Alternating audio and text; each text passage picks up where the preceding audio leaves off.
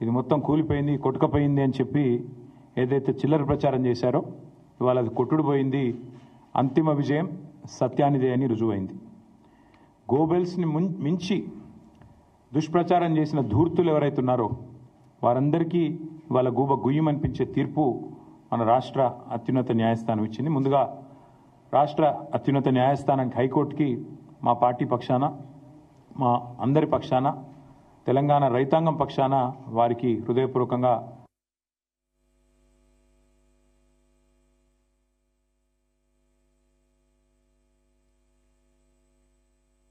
Party పక్షాన, మా అందరి పక్షాన, తెలంగాణ రైతాంగం పక్షాన వారికి హృదయపూర్వకంగా నా ధన్యవాదాలు తెలియజేస్తా ఉన్నా.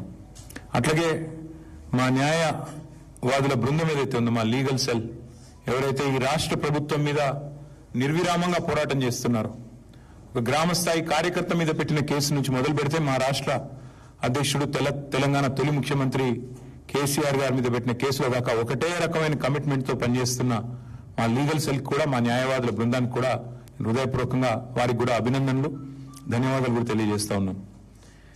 మీరు ఒక్క విషయం ఇవాళ అర్థం చేసుకుంటే స్పష్టంగా కనబడేది, అభండాలు వేసి అబద్దాల ప్రాపగాండా చేసి మరి ఇష్టం వచ్చినట్టు పిచ్చి ప్రచారాలు చేసిన రాజకీయ రాబందులు ఎవరైతే ఉన్నారో వారికి చెంప చెల్లు అనిపించే విధంగా ఇవాళ తీర్పు రాష్ట్ర హైకోర్టు ఇచ్చింది.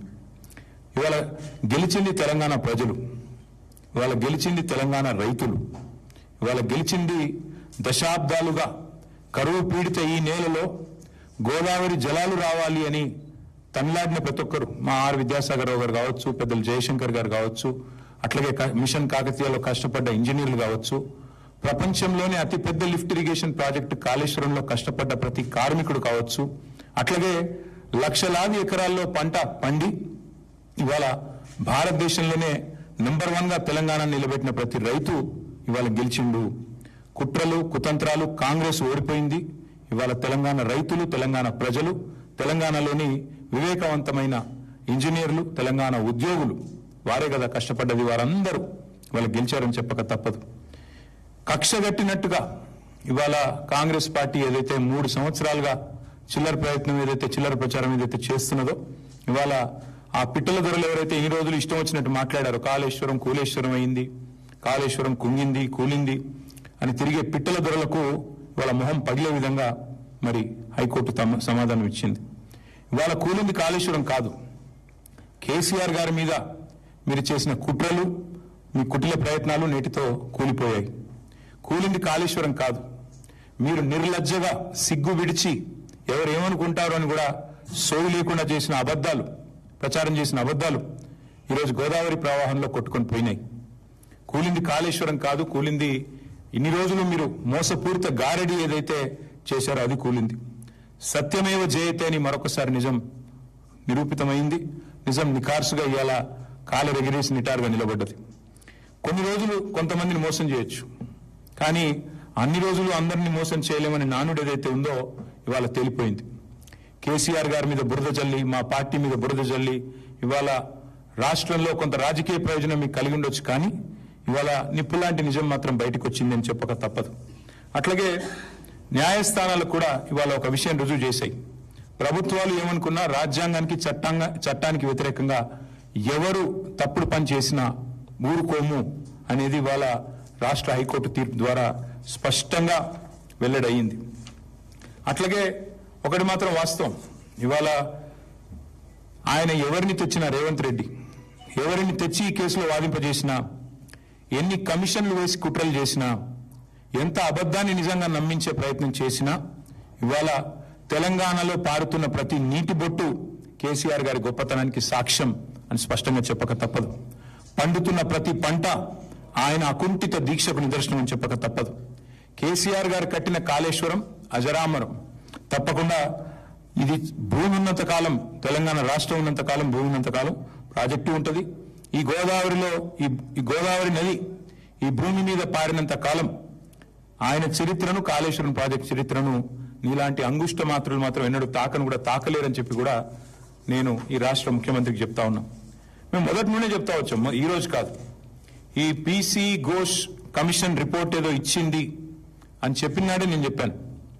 మా పార్టీ తరపునే చెప్పాను, ఇది పీసీ ఘోష్ కమిషన్ కాదు, పీసీసీ నివేదిక అని ఆ రోజే చెప్పాను.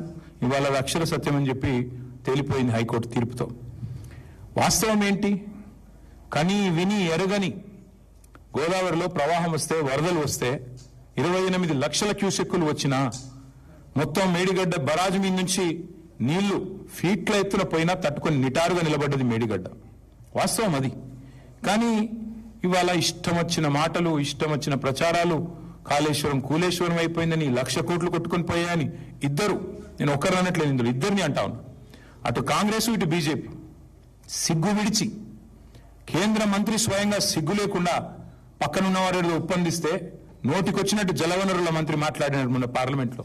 వెంటనే మా సురేష్ రెడ్డి గారు సమాధానం చెప్పారనుకోండి, బట్ ఆయన కూడా అంతే మాట.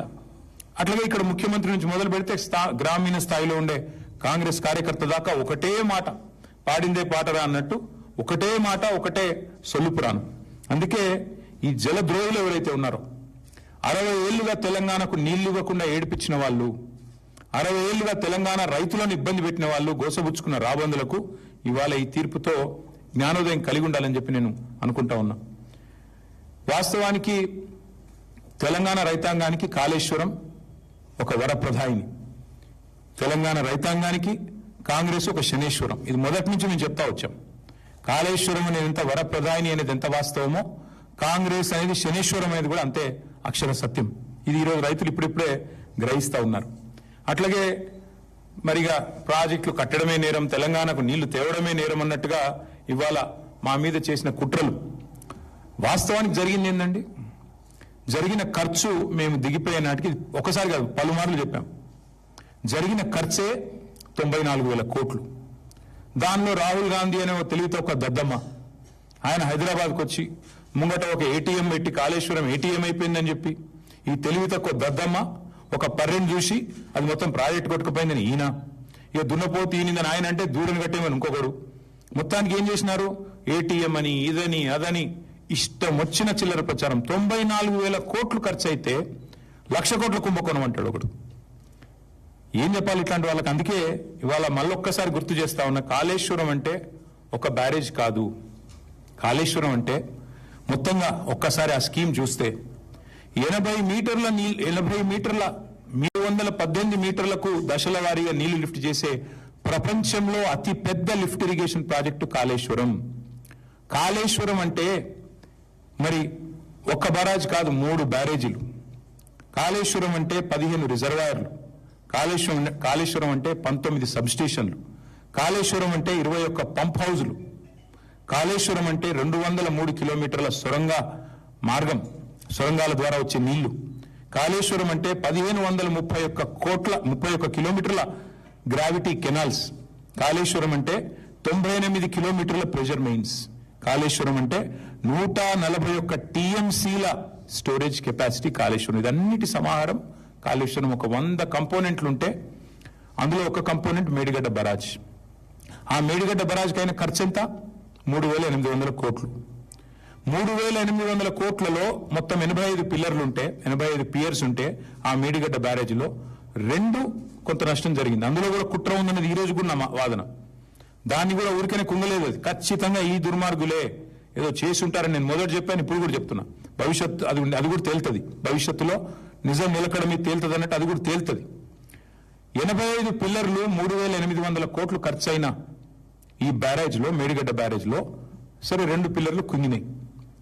ఆ 2 పిల్లర్లు కుంగితే వెంటనే ఆ సంస్థ ఒక ప్రతిష్టాత్మకమైన సంస్థ, అదేం ఆల్తుఫాల్తు సంస్థ కాదు, ఎల్ఎన్టీ అనే సంస్థ మరి వారు ముందుకు వచ్చి, ఎందుకంటే defect liability period, maintenance period ఉంటుంది ప్రతి వర్కులో, మేమే కడతాం ఎట్ అవర్ కాస్ట్, ప్రభుత్వానికి ప్రజలకు రూపాయి నష్టం లేకుండా 300 కోట్లు 400 కోట్లు అవుతుంది ఆ 2 పిల్లర్లు రిపేర్ చేసేందుకు, లేదా మొత్తం ఆ బ్లాక్ రిపేర్ చేస్తే కూడా 400 కోట్లు అవుతుంది కావచ్చు, మేమే కడతామని వాళ్ళు ముందుకు వచ్చారు.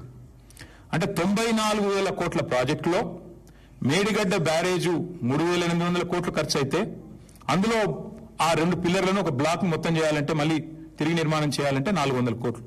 అది మేమే కడతాం, 4 పైసలు కూడా తెలంగాణ ప్రజల మీద భారం పడదు అని ఎల్ఎన్టీ చెప్తే వాళ్ళను హుంకరించి, బెదిరించి, వాళ్ళ మీద వాళ్ళ CFOను జైల్లో పెడతా అని చెప్పి మొత్తానికి మెట్రో నుంచి పారిపోయేటట్టు చేసి ఆఖరికి మేడిగడ్డ బ్యారాజ్ విషయంలో కూడా కుట్రలు చేసింది ఈ రాష్ట్ర ముఖ్యమంత్రి రేవంత్ రెడ్డి. అందుకే ఆ సన్నాసికి నేను చెప్తున్నా, కాళేశ్వరం అంటే ఒక్క బ్యారేజ్ కాదు, ఒక 2 పిల్లర్లు కాదు. కాళేశ్వరం అంటే ఇందాక నేను చెప్పినట్టు 3 బ్యారేజీలు, 15 రిజర్వాయర్లు, 19 మరి పంప్ హౌజులు, 21 సబ్ స్టేషన్లు, 100 కిలోమీటర్లు, 1000 కిలోమీటర్ల గ్రావిటీ కెనాల్స్, ఇవన్నిటి సమాహారం కాళేశ్వరం. 94,000 కోట్లలో అయింది నష్టం 400 కోట్లకు. ఆ 400 కూడా ప్రజల మీద భారం పడకుండా ఆ సంస్థనే ముందుకు వచ్చింది.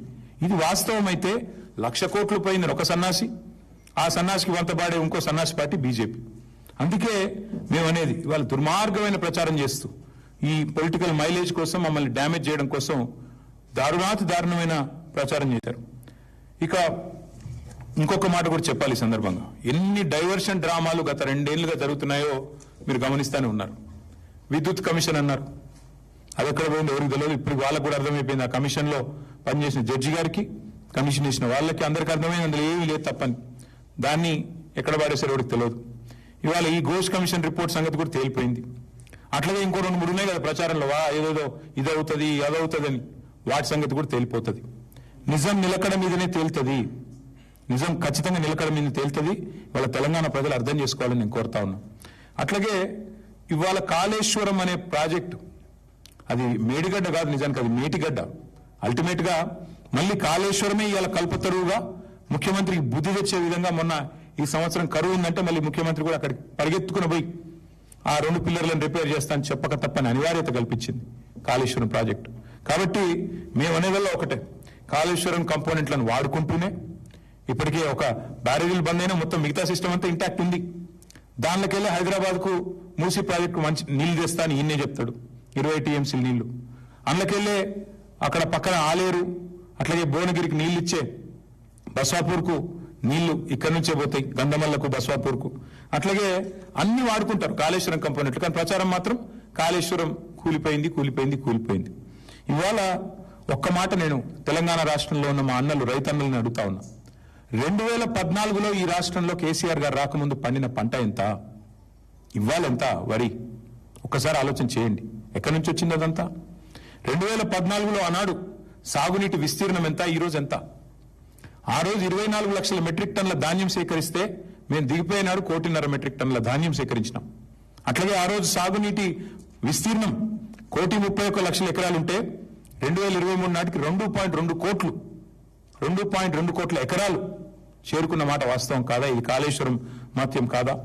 అట్లాగే ఇంకా విచిత్రమైన విషయం, ఏ ప్రభుత్వం అయితే ఈ బ్యారేజ్ ఎందుకు పనికిరాదని చెప్తుందో అదే ప్రభుత్వం మరి ఈరోజు తుమ్మిడేటు నుంచి సుందిళ్లకు నీళ్లు ఎత్తిపోస్తామని చెప్పి వాళ్ళే చెప్తా ఉన్నారు. అంటే దీన్ని బట్టి అర్థం చేసుకోవచ్చు ఎన్ని రకాల ప్రచారాలు, ఎన్ని రకాల చిల్లర మాటలు. ఒకవైపేమో కూలిపోయిందంటారు, ఇంకోవైపేమో మల్లన్న సాగర్ నుంచి మూసీకి నీళ్లు తెస్తాం 20 టీఎంసీలు అని చెప్పి 10,000 కోట్లతోని వర్క్ ఇవాళ చేస్తా ఉన్నారు. అందుకే గంధమల్ల విషయంలో కానీ, మల్లన్న సాగర్ నుంచి హైదరాబాద్ నీళ్లు తెచ్చే విషయంలో కానీ కాళేశ్వరం యొక్క గొప్పతనం ఈ పాటికే రేవంత్ రెడ్డికి అర్థం అయ్యే ఉంటుంది. మరి ఒక్కసారి దయచేసి ప్రజల్ని, రాష్ట్ర రైతాంగాన్ని కూడా నేను ఒక్కసారి ఆలోచించమని కోరుతా ఉన్నా. ఏం జరుగుతుంది మరి కాంగ్రెస్ వచ్చిన తర్వాత? సరే, మేం కట్టిన కాళేశ్వరంలో 100 కంపోనెంట్లలో ఒక కంపోనెంట్ అయిన బ్యారేజ్, ఆ బ్యారేజ్లో 85 పిల్లర్లు ఉంటే ఒక బ్యారేజ్లో 2 పిల్లర్లలో కొంత నష్టం జరిగి ఉండవచ్చు, కాదని నేను అంటలేను, జరిగి ఉండవచ్చు. మరి ఇవాళ కాంగ్రెస్ వచ్చినాక ఏం జరుగుతా ఉంది? SLBC అనే ప్రాజెక్టు వీళ్ళ కక్కుర్తికి, వీళ్ళ కమిషన్లకు అడ్డగోలుగా వీళ్ళు ఇష్టారీతిని ముందుకు పోతే అక్కడ ఉన్న పరిస్థితి అంచనా వేయకుండా 6 మంది కార్మికులు జల సమాధి అయిన మాట వాస్తవం కాదా? ఇప్పటికీ వాళ్ళ శవాలు ఆచూకీ దొరకని మాట వాస్తవం కాదా? ఇది కాంగ్రెస్ కక్కుర్తికి, కమిషన్లకు, వాళ్ళు చేసిన వ్యవహారానికి, అవినీతికి నిదర్శనం కాదా? నేను అడుగుతా ఉన్న భారతీయ జనతా పార్టీ నాయకత్వాన్ని, కేంద్ర ప్రభుత్వాన్ని కూడా, ఆ రోజు కాళేశ్వరంలో 2 పిల్లర్లు కుంగితే ఆగ మేఘాల మీద NDSA పరుగులు పెట్టుకుంటూ వచ్చిందే, 48 గంటల లోపలనే రిపోర్ట్ ఇచ్చిందే. మరి ఇవాళ SLBC టన్నల్ కుప్పగూలితే ఎక్కడ సచ్చింది నీ NDSA అని అడుగుతున్న మోడీ గారిని. ఎక్కడ పోయింది నీ NDSA?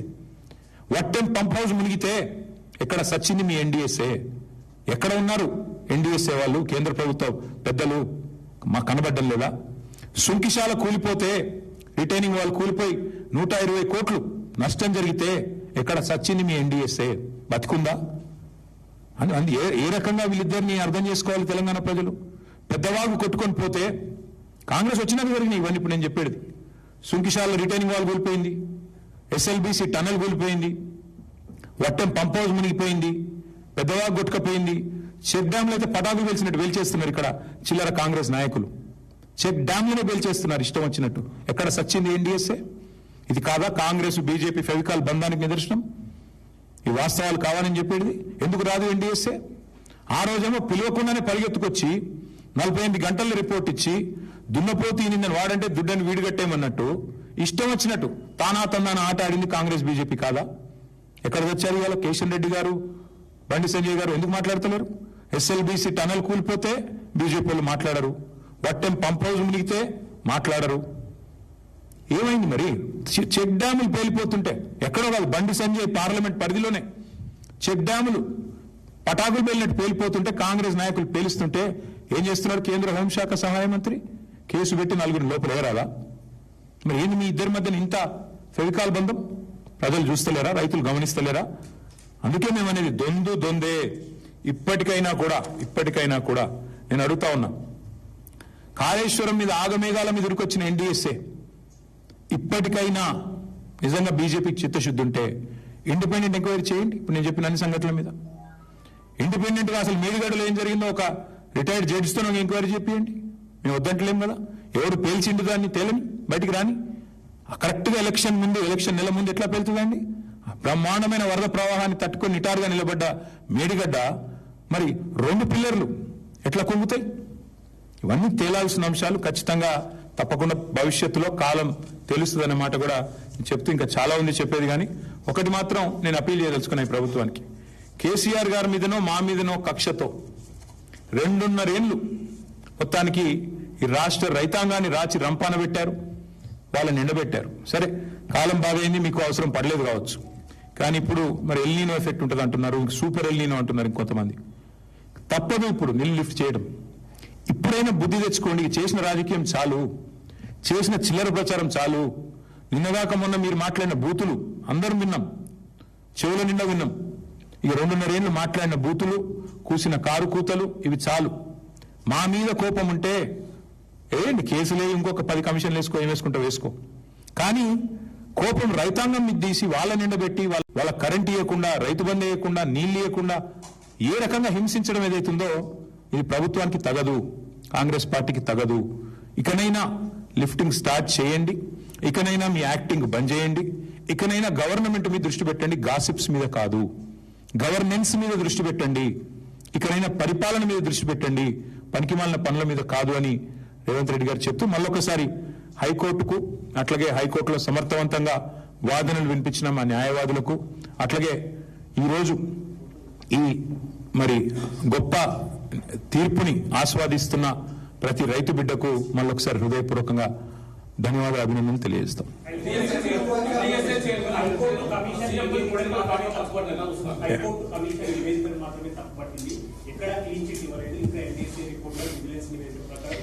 కోడిగుడ్డు మీద ఈకలు వీకడం అంటే తెలుసా బ్రదర్ నీకు? అదే రిపోర్టెడ్ ట్రాష్ అని చెప్పిన తర్వాత ఇంకేముంది అందులో చెప్పడానికి? ఇప్పుడు ఆ రిపోర్ట్ ఆధారంగానే కదా వీళ్ళేదో సిబిఐ గీబీఐ అని అర్ధరాత్రి 2 గంటలకు రేవంత్ రెడ్డి గారు అసెంబ్లీలో అనౌన్స్ చేశారు కదా. రిపోర్టెడ్ ట్రాష్ అని హైకోర్టు తెలిసింది, ఇంకేముంది చెప్పడానికి? అది ఘోష్ కమిషన్ రిపోర్ట్ కాదు, ట్రాష్ కమిషన్ రిపోర్ట్ అని తెలిసింది హైకోర్టు. ఇంకేం కావాలి? ఎట్లా చూసేది ఏముందండి నాకు అర్థం. కాంగ్రెస్ బీజేపీ ఒకటే చూస్తాం, ఇంకేం చూస్తాం?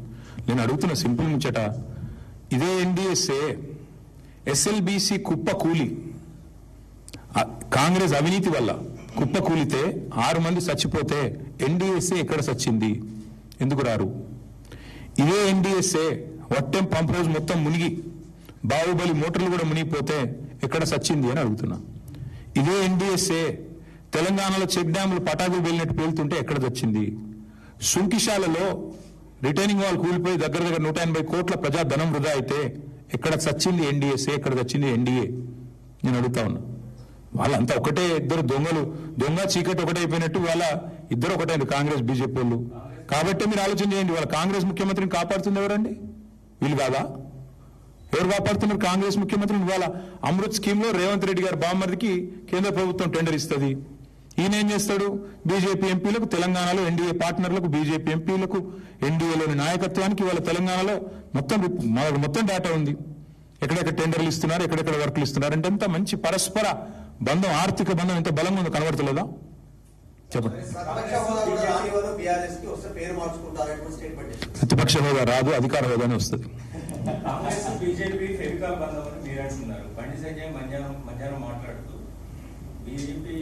ఒక్కసారన్నా బండి సంజయ్ అంటే ఆయన రేవంత్ రెడ్డిని విమర్శ చేసింది మీరు విన్నారా? మూటలు వెళ్తుంటే పట్టుకోవాల్సింది ఎవరా? మూటలు వెళ్తుంటే కాంగ్రెస్ పెద్దలకు పట్టుకోవాల్సింది ఎవరు? హోంమంత్రినా? దొంగలను పట్టుకుంటే ఎవరు? హోంమంత్రి కదా. ఈయన ఏం చేస్తాడు పని? ఆయన కేంద్ర హోంమంత్రిని గుర్తు చేయండి అప్పుడప్పుడు. ఆయనకి ఎంతసేపు కరీంనగర్లో గల్లీలో కార్పొరేటర్ తిరిగినట్టు తిరుగుడు కాదు కదా. అప్పుడప్పుడు ఆయన స్థాయికి దగ్గర పనులు చేయాలి కదా. కేంద్ర హోంమంత్రి అంటే దొంగలను పట్టుకోవాలి. మీ ప్రధానమంత్రి ఏమో వచ్చి పెద్ద డైలాగులు కొడతాడు. తెలంగాణ ఏటీఎం అయిపోయిందని ఆయన డైలాగ్ కొడతాడు. ఏమంటాడు వచ్చి ఆర్ఆర్ ట్యాక్స్ అంటాడు. మరి మీరేం బిగుతున్నారు? మీరే వచ్చి ఒక హోంమంత్రి వచ్చేమో ఏటీఎం అయిపోయింది తెలంగాణ అంటాడు ఏఐసీసీకి. నువ్వేమో మూటలు పోతున్నాయి అంటావు. మీ ప్రధానమంత్రి వచ్చి ఆర్ఆర్ ట్యాక్స్ అంటాడు. మరి ముగ్గురు కలిసి ఏం చేస్తున్నారు? మీరు దేశాన్ని నడుపుతున్నారా లేకపోతే గాడుగులు తోలుతున్నారా? ఏం చేస్తున్నారు చెప్పమను. 2.5 ఏళ్ళు అయింది ఈ రక్షణ మంత్రి, సహాయ మంత్రి రేవంత్ రెడ్డికి సహాయం చేయడం తప్ప ఆయన ఇంతవరకు చేసింది ఏమైనా ఉందా ఈ రాష్ట్రానికి? ఒక్క పైసా పని ఎక్కనన్నా? మా వేములవాడ గుడి నిన్న అదేదో దివ్య భారత్ స్కీమ్ అలా చేరనే లేదట. నీ పార్లమెంట్ పరిధిలో ఉండే గుడి సంగతి నీకు దిక్కులేదు, ఖయాల్ లేదు. ఎంతసేపు రేవంత్ కు రక్షణ కవచం లాగా గోడగా నిలబడాలి. చెప్పు, చిత్తశుద్ధి ఉంటే బండి సంజయ్, కిషన్ రెడ్డి నేను అంటున్నా చెయ్యి. అమృత్ స్కీమ్ మీద విచారణ చెయ్యి. ఎట్లా వస్తుందండి రేవంత్ రెడ్డి బామ్మరిదికి అమృత్ స్కీమ్ లో వీళ్ళ పెద్దల